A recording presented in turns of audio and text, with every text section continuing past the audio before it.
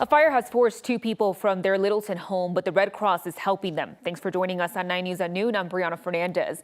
Fire crews believe the fire started in the backyard of the home near Wadsworth and Coal Mine Avenue a little before 1:30, but then it spread to the house. Crews quickly arrived to heavy flames in the back of the home.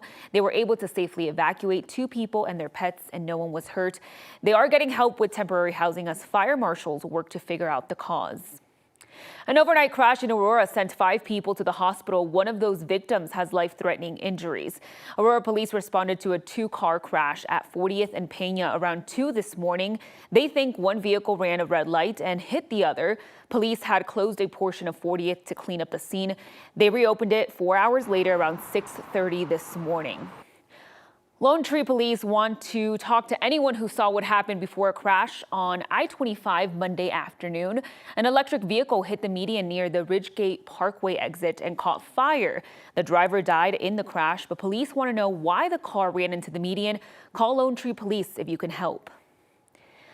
A woman is alive after a crash in San Miguel County, but it took 11 hours for her to be rescued. Sheriff officials say she went off Highway 145 around 8 Monday night, but no one knew until a passerby saw her around 7 the next morning.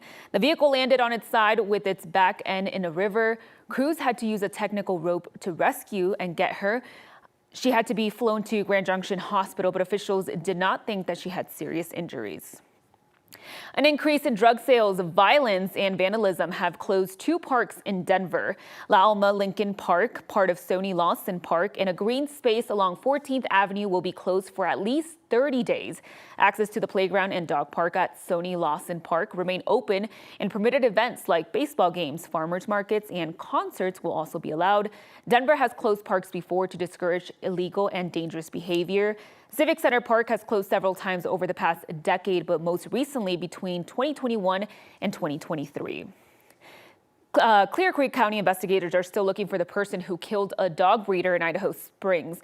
Paul Peavy was reported missing first, and the sheriff is apologizing for the way deputies handled that initial investigation. 9 News reporter Courtney Yoon takes a look at the missteps.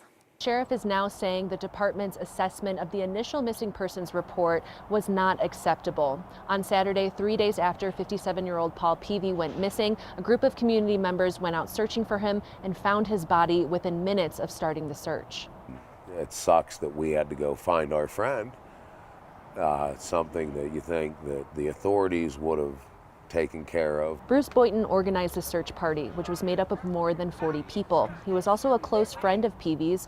Boynton says they shouldn't have been the ones to find Peavy's body, and investigators should have acted sooner. Clear Creek County Sheriff Matthew Harris agrees. In a statement posted to social media, Sheriff Harris says a missing persons case was open for Peavy only after the caller who reported his disappearance on Wednesday called again the following day. He says deputies did make efforts to find Peavy on Thursday, which included searching his property and entering his name into the national database. Sheriff Harris says they could have done more, like sharing his information on social media and helping with the search party over the weekend. The department is conducting an internal investigation into the response to this case. He says they were already in the process of rolling out a new policy and procedures manual that requires deputies to write a report and respond to a missing person's call. Their old manual doesn't require this. My goal was to make that letter was to speak to this small group of community advocates there in Idaho Springs and who are members of our community, to let them know we heard them, let them know we hear you, that you were unhappy with the service that we provided, and we're going to be better. Peavy's death is being investigated as a homicide, and the sheriff says that they already have several leads in this case. However, they're still searching for Peavy's missing Doberman puppies. Anyone who may have purchased one is being asked to check for its microchip and then to contact the sheriff's office. All of that information on how to do that is on our website, 9news.com. In Clear Creek County, Courtney Yoon, 9 News. Courtney, thank you. Our skies will mostly stay blue and sunny today, but there is a chance for isolated storms. So joining me right now, we have Keely Chalmers with our 9 News Weather Impact Team. Keely, when can we expect those storms to start to roll in?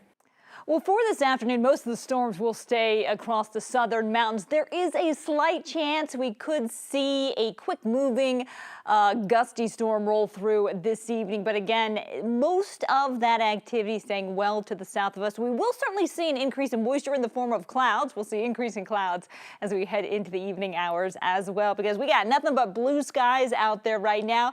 That sunshine is really going to help warm up those temperatures. We're talking low to mid 90s across the plains as we head into the afternoon. Current temperatures out there are at 88 degrees right now out at DIA. We're looking at 87 in Greeley, 85 in Fort Collins, 60s and 70s up there in the mountains, 82 out there in Grand Junction right now.